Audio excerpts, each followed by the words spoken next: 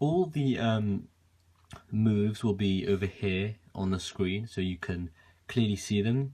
We're going to start by getting the white cross. Now what the white cross is the white line here and here. So we want to get the white there, the white there, the white there, and the white there. That is our white cross.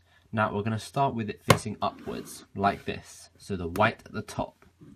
And then we're going to locate all the different white areas. So we've got a white in the middle there, a white in the middle there, a white in the middle there, and a white in the middle there. So the important part about getting the white cross is, for example, this one. We can see it has a white and an orange, which means it will have to be over here. It will have to be this one because it has to match the middle. It has to match the middle color. So if we twist, so we've got those two there and the white at the bottom, and now we can just do a 180-degree twist, and we have the white there. Forget about that one. We have the white there, and we have the two oranges in a row. So that is our first part of the cross. Let's locate another white. We have this white here. So now this white is at the side. So if we want to go up, we can't. And we can see we have green, white, green. So that is a problem. But what we can do is we can go all the way around. Okay, so now it's over here and lift it up. So now it's over here, except it's still in the wrong place because the green is here and the red is here. So what we'll have to do is we'll have to do a 180-degree turn. And now it's at the bottom. And now we can turn it towards the green. So we have the two greens here. You see the two greens?